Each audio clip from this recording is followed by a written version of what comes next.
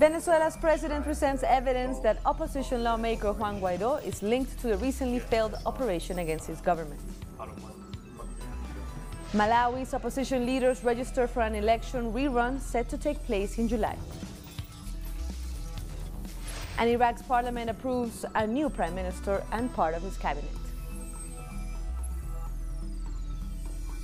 Hello and welcome to Telesur. I'm Carla Gonzalez and this is From the South.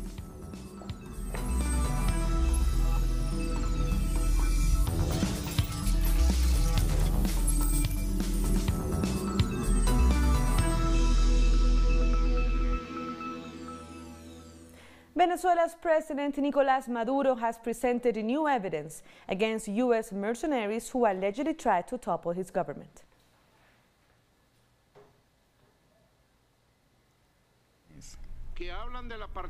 Speaking of the involvement of this individual, this American citizen, a former Green Beret, Jordan Woodrow, the president and CEO of a security company, Silver Corp, based in Florida. Whoever wants to search for the elements, you will be able to easily get them in the United States. Jordan Woodrow has worked directly with Donald Trump for many years. He has rendered security services, intelligence services. President Maduro said the U.S. mercenaries has signed an agreement with opposition member Juan Guaido to take over the operation. How this person confessed how he was swindled by the extremist Guaido-led opposition in Venezuela. He was swindled, he was robbed, and how he finishes his contract and he tells the truth. He shows the contracts with the signatures, with all the terms and conditions, and he also claimed responsibility for this armed incursion in Macuto and for the terrorist group that we have captured, and some of them were gone down, which we'll continue to capture over the next few hours.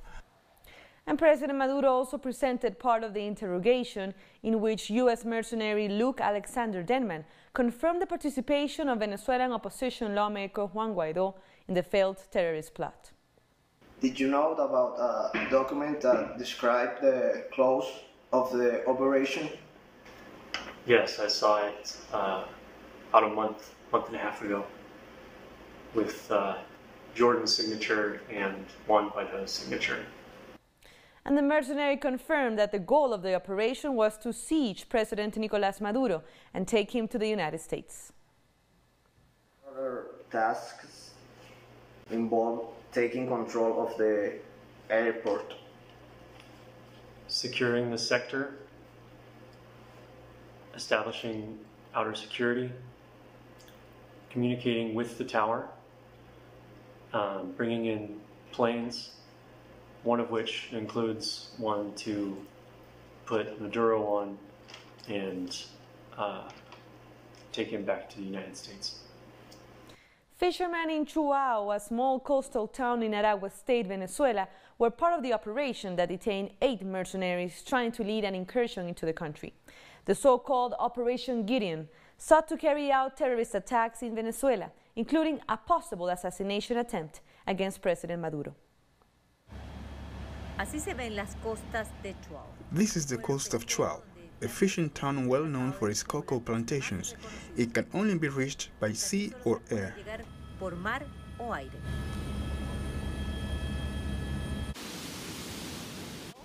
Security forces are still in the area after a group of fishermen on Sunday detected an unknown boat carrying 8 mercenaries following a joint operation between civilians and the military and the police. The mercenaries were captured on this beach. We were fishing as we do most days, when we saw a speedboat we didn't recognize. After we reported this, a helicopter from the armed forces arrived over the area, accompanied by the Navy contingent. They never thought a fisherman could also be part of the militia. Farm workers are part of the militia. So are teachers, policemen, We are all part of the Bolivarian militia. As a people, we are always at the ready.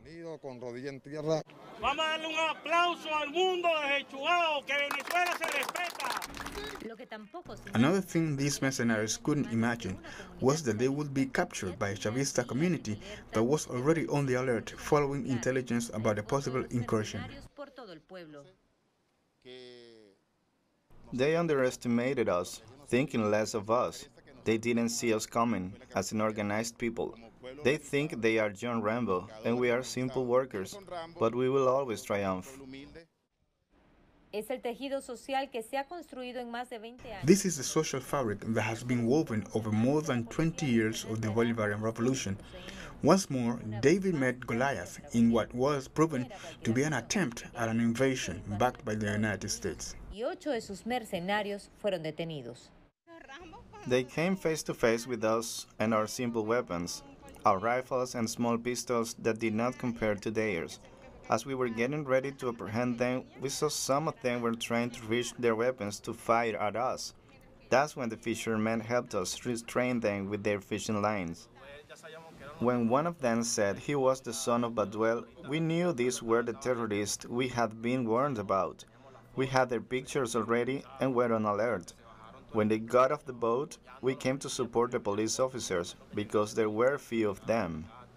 As they were being apprehended and before backup arrived, the mercenaries asked to be freed. They told us to join their cause, saying this government was going to be toppled. They said there were more of them and they were doing this for us.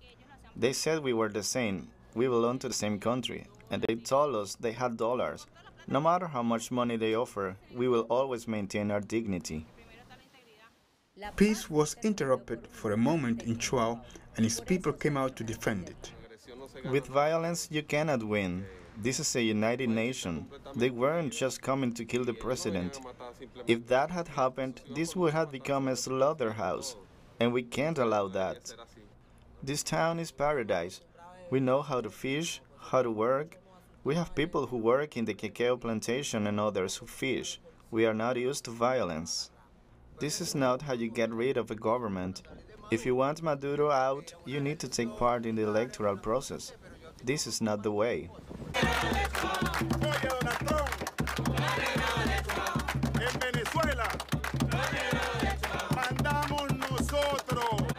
Madeline García, Telesur, Chuao, Venezuela. And Venezuela is accusing the United States and its drug enforcement agency of masterminding the failed attack against the country. More details in this report. For 1 year, the incursionists lived in 3 camps in neighboring Colombia. It's up to us to create a new history. About 300 deserters of the Venezuelan military and police force enlisted under the command of at least 3 former special operations soldiers from the United States. We will train and follow your tactical plan to help us free our country from tyranny. You can count on us. On the front lines is 43-year-old Jordan Godreau, a highly decorated 3-time Bronze Star recipient for courage in deployments to Iraq and Afghanistan as a Special Forces medic. We want to thank you, Mr. Jordan, for helping us work towards the liberation of Venezuela. On its website, Godreau's private security company, Silver Corp USA, boasts of conducting operations in more than 50 countries. Godreau aligned himself to U.S. President Donald Trump's incessant need to topple President Maduro and was soon introduced to Trump's longtime bodyguard Keith Schiller through someone who worked in private security. Both attended a meeting with opposition member Juan Guaido in the United States. I've asked my team to update our plans to reopen the U.S. Embassy in Caracas so that we are ready to go. As soon as Maduro steps aside, I am confident that we will raise that flag again in Caracas. Operation Gideon saw the arrest or assassination of President Nicolás Maduro and the seizure of Caracas in 96 hours. However, at the first sign of failure, the lead incursionist had this to say. Our men are continuing to fight right now. our units have been activated in the south, west, and east of Venezuela. By that time, the Bolivarian forces had already killed 8 of the mercenaries. Authorities also revealed that one of the men who was captured confessed to being a DEA agent. I spoke to Captain Antonio Sequea. We met in Bogota, and he presented a military operation that was organized by Donald Trump and his government. Later, 2 former U.S. soldiers were captured in the coastal state of Aragua. One of them is Luke Alexander Denman, war veteran. The U.S. citizens are from the state of Texas, one from Dallas, the other from Austin, and were part of a contract signed by opposition member Juan Guaido to invade Venezuela. Here, you can do the sign. Okay, he signed in every page, like I said. Guaido first dismissed the armed incursion against his country as a montage of the government. Once neutralized, hours later he began to demand respect for the human rights of the mercenaries. They were waiting for them to kill them. Who are those bodies they showed in the state of Vargas?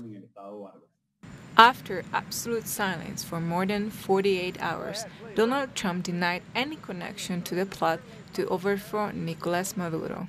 I just got information, nothing to do with our government, but I just got information on that. So we'll find out. We just heard about it.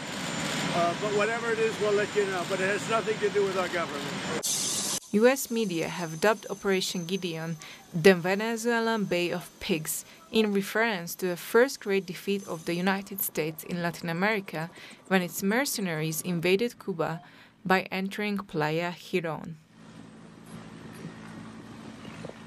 Brazilian outlet Brazil Wire has reported that Silver Corp USA, the U.S. security company behind this failed operation against the government in Venezuela, was present in Brazil during the 2018 elections. Our correspondent there, Brian Meir, explains.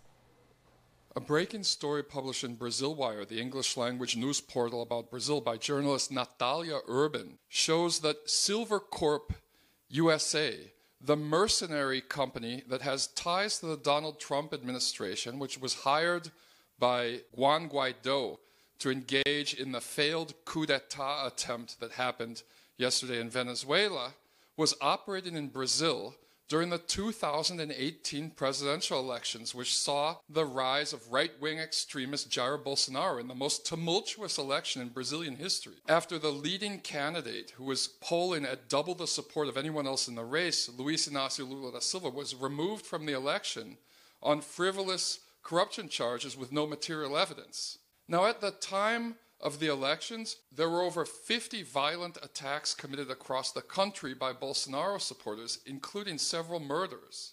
According to social media postings on Instagram that were subsequently erased, Silver Corp executives claim that they were leaving Brazil after an unspecified amount of time, 11 days after the first round election. So the question is, what were they doing in Brazil? What were they working on, and who hired them? That was Brian Meir in Brazil. We have more stories coming up. Don't go away.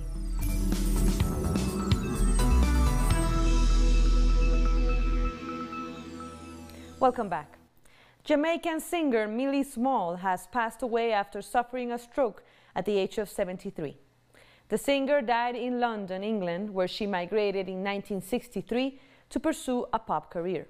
She was the first Jamaican artist to popularize ska music and achieved international pop chart success with My Boy Lollipop, selling over 6 million records after it was released in 1964. Other singles include Sweet William, Bloodshot Eyes, and See You Later, Alligator. Prime Minister Andrew Holness tweeted a message of condolences to her families. Trinidadian British poet Roger Robinson has won this year's $10,000 Ondaatje Prize for his collection, A Portable Paradise. Robinson said he was happy to gain recognition for the political issues raised in his collection. He also expressed hope that people gain empathy from reading about the struggles of black communities in Britain. In January, A Portable Paradise was selected as a New Statesman Book of the Year, and also won the coveted T.S. Eliot Prize in 2019. The Brazilian city of Manaus continues to have one of the highest rates of COVID-19 related deaths in the country. This is coupled with a lack of crucial medical equipment. By Wednesday afternoon, the death toll in Brazil rose to over 8,000, and at least 121,000 have been infected by the new coronavirus. Health experts and authorities said that due to the lack of tests, the actual numbers are likely much higher. This week, the mayor of Manaus, Arthur Vigilio Neto, asked the leaders of the world to help the capital of Amazonas state by sending all possible medical equipment, including ventilators and scanners.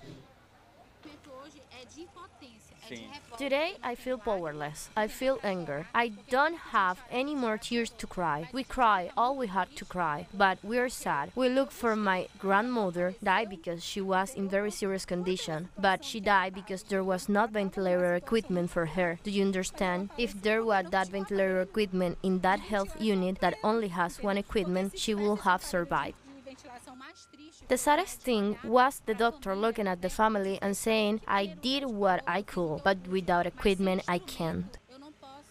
Residents of Sao Paulo favela in Brazil have graduated as first aid workers to help their community combat COVID-19. Hundreds graduated as first aid workers in Paraisópolis, the second largest favela with more than 100,000 people. Residents say their actions are essential since the government doesn't have a program for the favelas during the pandemic. The region is one of the most affected by the virus, and Brazil has reached the highest daily death toll since the pandemic hit the country with 600 cases. Protesters in Peru have gathered outside the Ministry of Labor to demand construction sector workers receive aid as a result of lockdown measures. Demonstrators wore face masks and held banners as they chanted for the government to support all construction workers with a bonus of about $111. The construction workers say they have been following stay-at-home orders, leaving them without a paycheck to afford basic food items. In other news, Malawi's two main opposition leaders have registered for a rerun in July of the elections that saw President Peter Mutharika controversially return to office. Malawi's top court in February overturned last year's vote and called for fresh polls, citing widespread irregularities. Both the President and the Electoral Commission have appealed against the election annulment. It is the first time a presidential election has been challenged on legal grounds in Malawi since independence from Britain in 1964. The candidates are expected to run in the new election, which has been set for July 2nd. For 26 years, Malawi's democracy has been hijacked by cheats whose hold on power is built on fraudulent elections, violent campaigns, tribal voting, and minority rule. But God has given us this fresh election to restore every voter's power to bring change and every voter's right to enjoy its fruits. We're taking one last break. Stay with us.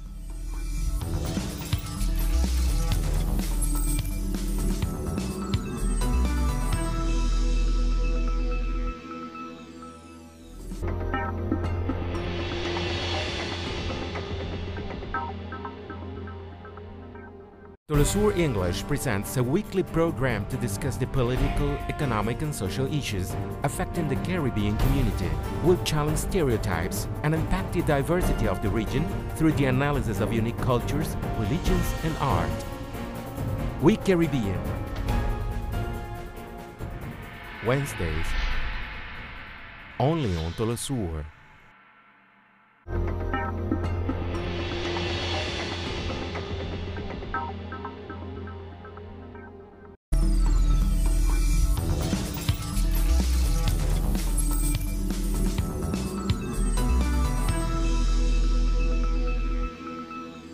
Thank you for joining us again.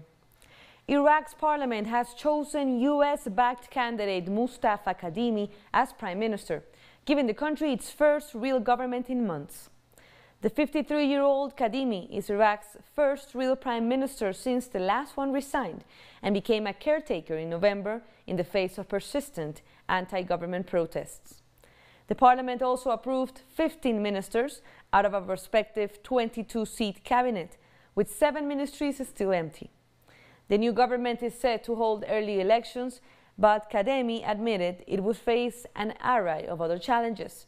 These include navigating an economic crisis spurred by oil price crashes and the COVID-19 pandemic. Israel's Supreme Court has refused to bar Prime Minister Benjamin Netanyahu from forming a government, rejecting petitions to disqualify him over a felony indictment. The top court also declined to block an unusual power-sharing agreement that Netanyahu struck with Benny Gantz. The former army chief previously challenged Netanyahu in 3 straight elections before joining forces with him to avoid a 4th ballot, citing the emergency posed by the pandemic. In Yemen's capital, Sana'a, a 24-hour curfew has been announced following the first reported COVID-19 death on Tuesday. The Houthi government announced the curfew will be imposed in 10 neighborhoods of Sana'a. The health minister said the measures are to prevent a major spread of the coronavirus. The war-torn country official records a total of 22 cases and 4 deaths.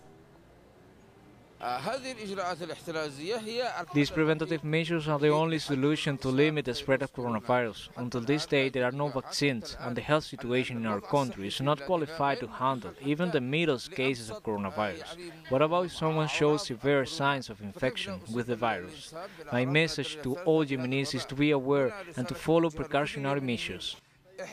Serbian lawmakers have voted to end the state of emergency imposed to help curb the spread of COVID-19, as the country reports 9,791 cases with over 200 deaths.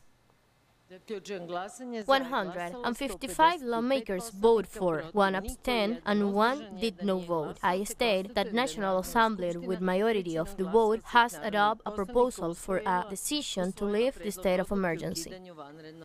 British authorities have announced the coronavirus death toll in the country passed 30,000 after a further 649 deaths were announced on Wednesday.